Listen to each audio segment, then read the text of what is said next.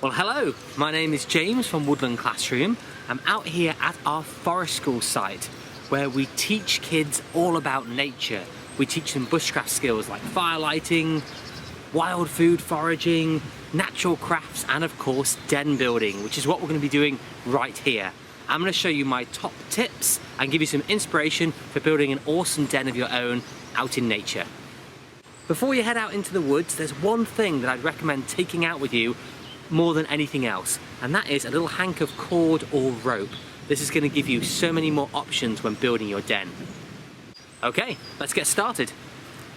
Before we get into the nuts and bolts of building a den itself, there's something I want to say, and that's that kids don't need to be told how to build a den. It's all about their play and imagination. There's 1,000 different ways that you could build a den out in the woods with all kinds of materials.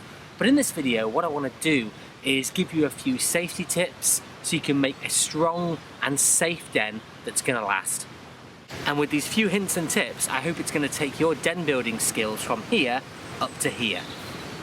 Well, we've got a whole bunch of den building poles here to choose from, but where do we start? Which ones do we use first? Well, what I would say is pick the strongest poles first. They're going to create the kind of spine of the frame, the backbone of your den. And of course they're going to take a lot of weight because everything else is going on top of that. So pick the strongest ones first, give them a bit of a wiggle, a bit of a bend, a bit of strain on them, and if they snap or they're too rotten, you're soon going to know. And if you're confident that they're nice and strong, those are the ones to use first. Now here's something that I've seen kids at our forest school do 1,000 times, and it's a classic mistake. Or rather than a mistake, you could call it a learning opportunity. So watch this. They put the stick on to the tree like that, lean it up, and then start putting all the other sticks around it or on it. But there's nothing to hold this in place, it's only the force of gravity. And all it takes is a bit of weight this way for that to come off. And of course that could fall down on a child and the whole thing comes crashing down, which we don't want. So we want to be able to secure the stick in a better way. So we're going to look for something or a place where we can do that. Okay, this looks perfect. We're going to use this fork in this tree here. We can put the pole in this fork and it's going to secure the spine of the den really nicely, and that means we can put a lot of weight on it and know it's not going to fall one way or the other. Now our main pole is in place, just one more check. A bit of weight pushing down. That's not going to snap anytime soon. There's no rot in this pole here, so it's a good safe one to use. Right, let's start making this a bit more interesting.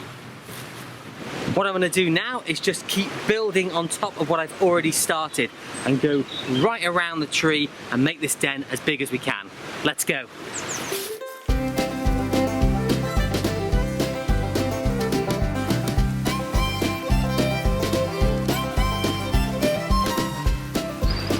So what I've done here is give you a bit of a different example as to how a den could be built.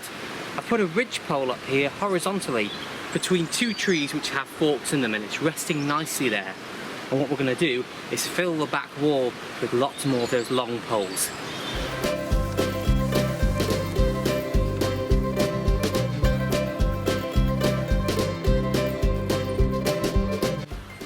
Just on a safety note, it's important to make sure that any poles that are coming to rest on our horizontal ridge pole here come well past the pole here. They hang right over, and that way there's no danger of them slipping if the den shifts a bit and coming crashing down.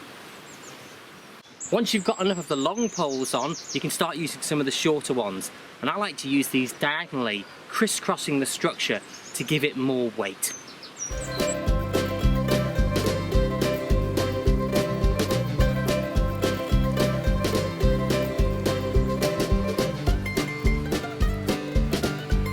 There's a little robin that's watching me actually, just on the post over there. He's not got too close enough yet, but you often find this with robins. They are very curious and brave little birds. Often if you're in your garden and you're digging over the garden, they might think that you're going to reveal a lot of juicy worms for them to nibble up. So they like to hang around gardeners, and it seems like they like to hang around den builders as well. Once you think you've got enough of the large sticks in, it's time to start weaving in some smaller flexible branches. And I happen to have a load of long willow withies which are left over from a forest school project. But you can use any flexible branches that you can find lying around the woodland floor. They'll work really well. What we're going to do with these long lengths or flexible branches is weave them like a giant basket in and out of our larger sticks, and this is going to add some real strength to our den. I found a few sticks of brash lying around the woodland floor, and I'm going to weave those into the structure as well.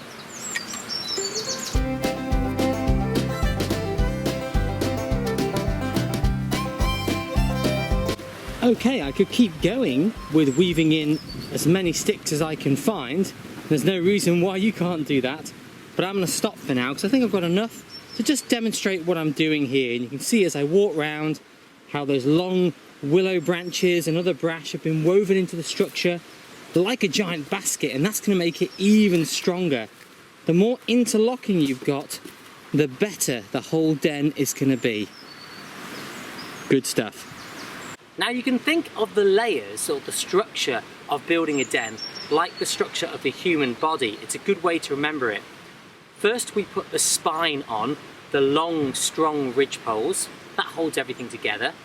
Then we put the skeleton on, those long strong poles, the ribs, which are going to take a bit of weight as well.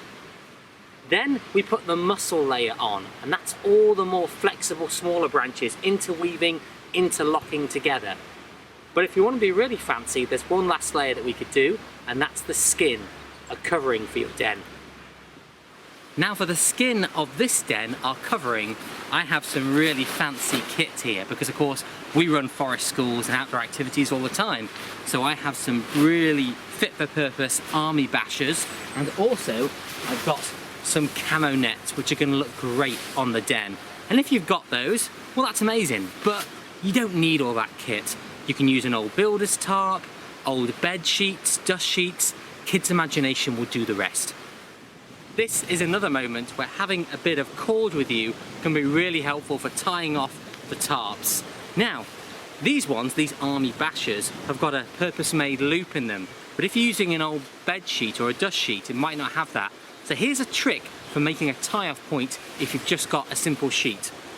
Get a round pebble like this, put it in the corner of the sheet and bunch it up like that. Do you see what I've done? Then you get your cord, wrap it underneath, round a couple of times, like that as well, and then tie it off. Okay, and now you can see we've got a purpose-made tie-off point. You could use this to put some tension on the tarp, and the stone keeps it in place. It's a really old trick that, but a good one.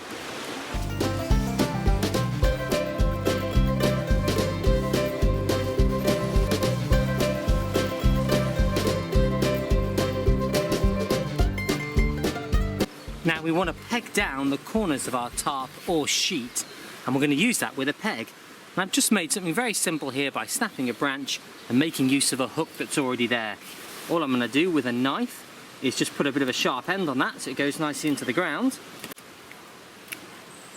Obviously if you're doing this with kids, make sure they're experienced using sharp tools and that they're supervised. If not, of course an adult can help. And then with this peg I'm going to pop it through the loop. Use my little mallet just to knock that in place. Nice.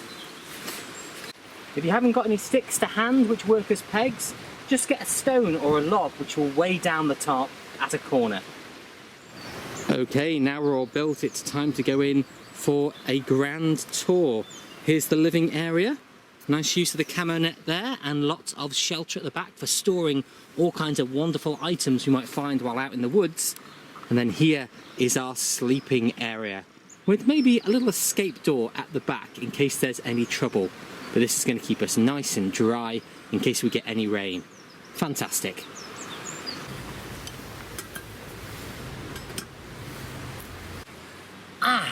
Well, that's a job well done.